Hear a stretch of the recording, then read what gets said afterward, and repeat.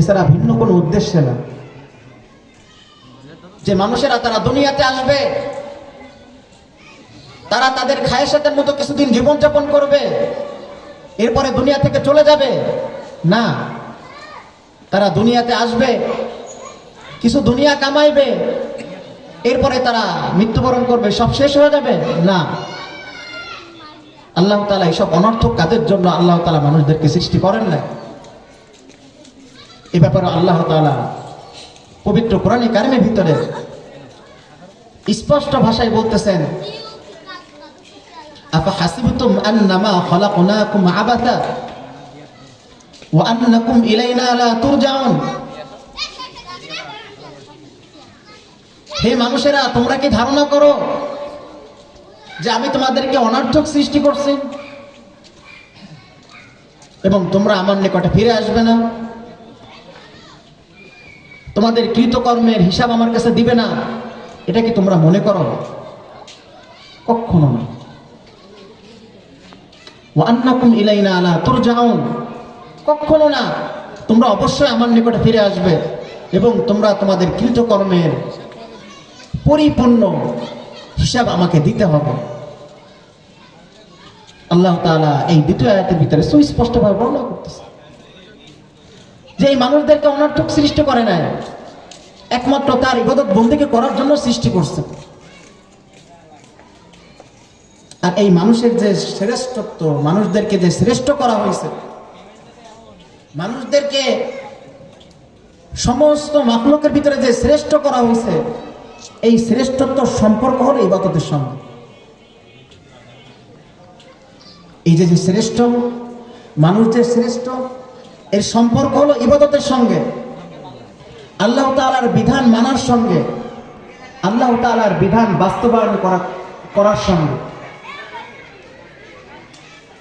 অর্থাৎ যদি কোনো ব্যক্তি সে যদি আল্লাহ তাআলার বিধানকে বাস্তবায়ন করে, আল্লাহ তাআলার বিধানকে মানে, আল্লাহ তাআলার ইবাদত বন্দেগী সঠিকভাবে করে, তাহলেই সে শ্রেষ্ঠ, অন্যথায় সে সব থেকে বেশি নিকৃষ্ট। এ ব্যাপারে আল্লাহ তাআলা পবিত্র কোরআন কারীমের ভিতরে স্পষ্ট ভাষায় বলতেছেন, উলাইকা কাল আনআমি বাল হুম আদাল, উলাইকা কাল আনআমি বাল হুম আদাল, উলাইকা কাল আনআমি বাল হুম আদাল, উলাইকা হুমুল গাফিলুন।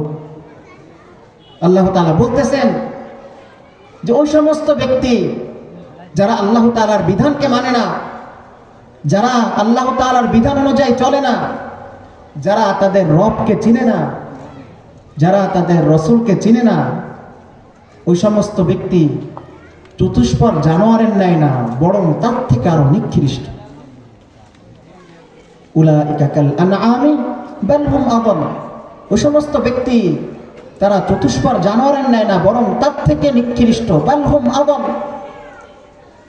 আল্লাহ তাআলা এখানে ইসমে তাফজিলের সিগা ব্যবহার করছেন, যেটা অনেক কঠোর।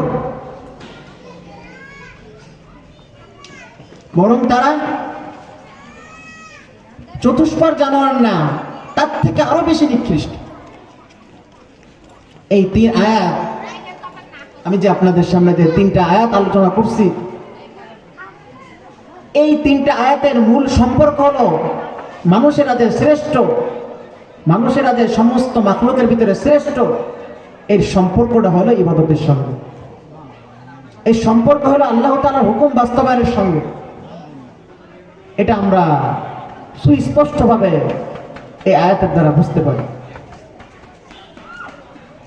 আর আল্লাহ তাআলার এই ইবাদত বন্দেগী, আল্লাহ তাআলার এই বিধানকে আমরা কিভাবে মানব,